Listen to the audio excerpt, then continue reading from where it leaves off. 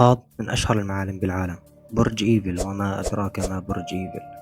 ومثل ما شفت بالعنوان انباع مو مرة، لا لا لا لا لا، مرتين، وبشكل ظاهر وقانوني. بس بطل القصة حد ذكي محترف لماح صياد فرص، مو سرقة، مو احتيال عادي، بس بصفقة حكومية رسمية. الشخص هذا ما كان مجرم عادي، كان عبقري أقنع رجال أعمال كبار ومستثمرين إنه الحكومة بدها تبيع البرج كخردة. والسبب الحرب العالمية الأولى. ولك أن تتخيل مستنقع الإجرام، التخلف، الرجعية، الفقر، التشرد، قلة الأمن والأمان بهيك ظرف. ودفعوا مبلغ ضخم مقابل برج إيفل. وشو بدك أحسن من إنه يكون إلك برج إيفل؟ تقعد على باب البرج تاخذ دولار من كل واحد بده يشوفه، بتصير إيلون ماسك. حتى إيلون ماسك ما بتسلم عليه، بيحطوك بالتوب 10 بأغنى رجال العالم. والأغرب، ولا حدا اكتشف الموضوع، والأغرب كمان إنه حاول يبيعه مرة ثانية، بس هون صار غلط كلفه كثير. فيكتور لوستينج كان عنده 47 اسم مستعار، بيحكي 5 لغات الطلاقة، حمل عشرات الجوازات المزيفة. فيكتور كان عنده جوازات سفر أكثر من اللي عند المخابرات، لدرجة إنه إذا كان ينسى هو مين يسأل الضحية: أنا شو بعتك اليوم؟ ما كانش لص عادي، إحنا بنحكي بارون مخدرات. هو كان بارون النصب والاحتيال. رجل اقنع العالم إنه الورق العادي بصير دولارات، وإنه المعالم الوطنية معروضة للبيع. فيكتور بدأ مسيرته بابتكار عبقري اسمه صندوق الروماني. كان يبيع صندوق خشب للناس، يحكي لهم هذا بيطبع مصاري، بتحط ورقة بيضة بتطلع 100 دولار أصلية. طبعا الجهاز كان يطبع ورقة كل 6 ساعات، ولما يخلصوا الورقات اللي حاطهم فيكتور مسبقا بيكون هو صار في قارة ثانية.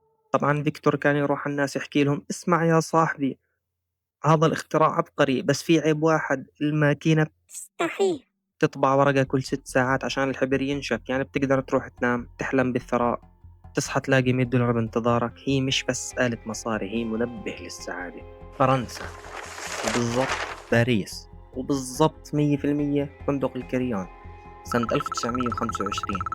هسا بنط لي واحد راسه مربع نيرد الأول على الصف لابس نظارة بحكي لك الحرب العالمية الأولى خلصت 1918 والقصة صارت 1925. كيف؟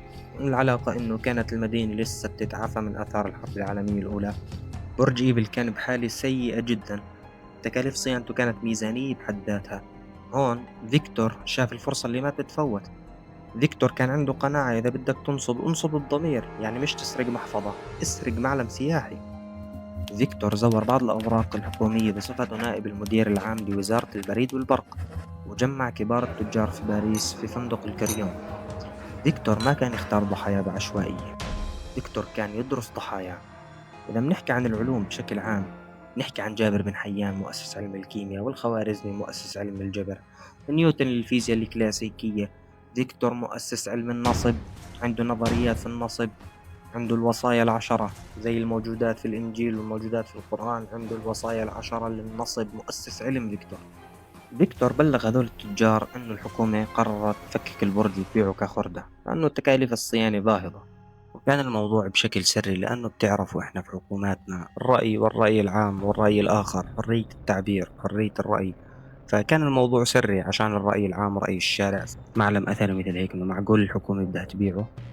ففيكتور اشتغل على هذا الإشي. وعشان حكينا إنه فيكتور ما كان يختار ضحايا بعشوائية، وقعت عينه على تاجر اسمه أندريه بوسان، أندريه بواسون، أندريه بواسان، مش عارف.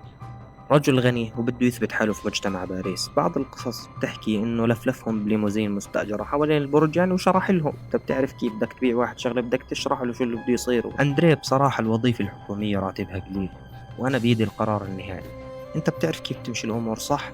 آخ يا أندريه، فكرتك راح تفهمني. أنا موظف حكومي غلبان، والبرج راح يروح لغيرك، بس أنا حبيت شكلك وحسيت إنك ابن سوق. يعني لو حطيت ظرف صغير تحت الطاولة بوعدك البرج رح يصير ملكك وتعمل منه براغي لكل فرنسا. المضحك إنه أندريه دفع رشوة عشان يضمن إنه ينضحك عليه، يعني دفع مصاري عشان يشتري حق النصب عليه. وسان، فهمت عليك يا صاحبي، المصاري جهزات وسعر البرج كمان. فيكتور أخذ شيك ثمن البرج وفوقه مبلغ محترم كرشوة، هرب فورا لفيينا. بعض المصادر بتحكي إنه الوحش الكاسر اللي عند أندريه بالدار كانت تفكر شوي، مرته حست إنه في خدعة في الموضوع، يعني الموضوع مش طبيعي. فبعض المصادر بتحكي إنه فيكتور بس أخذ الرشوة قبل ما يكمل العملية كاملة اللي هي بيع البرج. والضحية أندريه كان من كثر الإحراج والخجل ما قدر يبلغ الشرطة إنه انضحك عليه وباعوه ببرج إيفل. تعرفوا شو المشكلة في هذا العالم؟ الناس بتخاف من النصابين، بس الحقيقة الناس بتموت في اللي بينصب عليهم بطريقة شيك، طريقة شيك ومرتبة. يعني لو أنا نصبت عليك وأنا لابس بلوزة برشلونة بنطلون الرياضة ما راح تصدقني، بس لو أنا أنصب عليك بفندق وأنا لابس بدلة ومظبط أموري وشيك وأستأجر سيارة وأستأجر رجل أعمال تمشي عليك. يعني لو سرقت محفظتك بالشارع راح تنادي الشرطة، بس لو بعتك برج إيفل راح تخجل تحكي لمرتك إنك اشتريت حديد خردة ب1,000,000 دولار مثلا. أندريه المسكين بعد ما اكتشف النصبة خجل يروح يبلغ الشرطة. تخيل يروح يحكي مرحبا أنا اشتريت برج إيفل وطلع النصاب ما معه مفاتيح البرج. الفضيحة كانت أكبر من الخسارة. كان فيكتور يعتبر المحيط الأطلسي مجرد شارع بيقطعه للعمل. كان يقضي وقته على متن شيت كان يقضي وقته على متن السفينة الفاخرة بين نيويورك وباريس. هناك وسط الطبقة المخملية كان يصطاد ضحاياه من الأثرياء بأسلوبه الساحر. يسرق في باريس يختفي في نيويورك، يسرق في نيويورك يختفي في باريس. شغل شغل. كان دايما يسبق القانون بخطوة والقارة كاملة. وهرب لفيينا. استنى شهر واحد، ولما شاف انه الصحافة ما كتبت ولا كلمة عن القصة لأنه الضحية خجل يبلغ، قرر يرجع لباريس ويكمل نفس العملية ويكرر نفس اللعبة. فيكتور لو كان عايش بيننا اليوم وشافك بالشارع بجوز كان باعك عبوة أكسجين وحكى لك هذا هو 5G. المكان نفس الفندق الفاخر في باريس. فيكتور لابس نظارات مختلفة، تسريحة شعر مختلفة، أكيد اسم مختلف. الذكاء وحده ما بيكفي. فيكتور كان يملك وقاحة لا حدود لها. الطموح أحيانا بيوقع الناس، بيوقع البني آدمين. فيكتور اجتمع مع مجموعة جديدة من تجار الخردة. الحكومة قررت تتخلص من برج إيفل. المزايدة بتبلش من هسه. فيكتور رجع يبيع البرج مرة ثانية.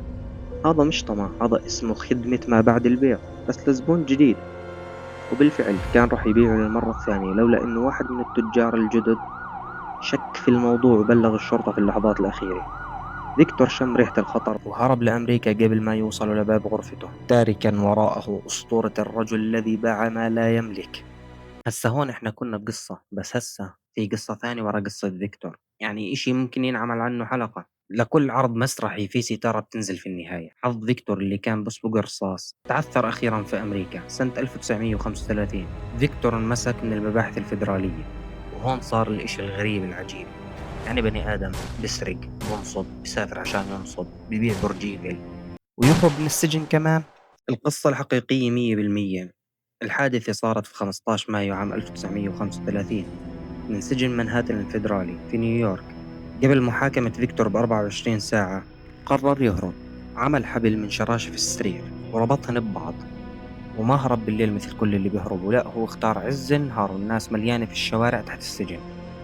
نزل من الطابق السادس، وبدل ما ينزل بسرعة ويجذب الانتباه كان معه قطعة قماش. كل ما يوصل عند شباك طابق تحت كان يوقف شوي يمسح الشباك بأعصاب هادية وكأنه عامل تنظيف شبابيك رسمي. وكان يفكروه عامل بنظف بالشبابيك، حتى إنه بعضهم سلم عليه وهو يبتسم ويرد عليهم التحية. وصل للأرض، نفض ملابسه من الغبرة ومشى شوي شوي في الزحام واختفى. الحراس دخلوا زنزانته ولقوا محاكاة لدمية مصنوعة من القماش والوسايد تحت الغطاء عشان يفكروه إنه نايم. السلطات جن جنونها وبلشت عملية مطاردة واسعة لحد ما قدروا يمسكوه مرة ثانية. بعد هذا الهروب تحديدا القاضي عرف انه ما في اي مكان في الدنيا بيقدر على اللوستنج الا سجن الكاتراز، صخرة الشيطان، لانه السجن الوحيد اللي ما في شبابيك تقدر تنزل منها بالشراشف. ما سجنوه بسجن عادي، بعتوه على الكاتراز، السجن اللي ما حدا بيطلع منه حي واللي محاط باسماك القرش والمياه الباردة. هناك الرجل اللي كان بيلبس افخم البدلات وبياكل في ارقى فنادق باريس صار مجرد رقم. رقم 226. سنة 1947 فيكتور لوستينغ فارق الحياة بسبب التهاب رئوي، والإشي اللي بخليك تضحك برغم الموت هو ورقة الوفاة تبعته في خانة المهنة. الموظف ما عرف شو يكتب، محتال، لص، نصاب. كتب بكل بساطة بائع متجول، كأنه حتى وهو ميت قدر ينصب على الموت ويخليه يكتب عنه صفة بريئة. مات فيكتور وترك وراه برج إيفل في مكانه، بس علمنا درس: طول ما الطمع موجود النصاب بخير. فدير بالك، بلكي اللي عم يبيعك هذا الفيديو ببيعك برج ايفل وانت مش داري. مات في الكتراز ومكتوب ملفه الشخصي المهني بائع معالم سياحية. الزلمة كان مخلص لشغله لآخر لحظة. الزلمة كان مخلص لشغله لآخر لحظة. أو بأسلوب سينمائي. الزلمة كان مخلص لشغله لآخر لحظة.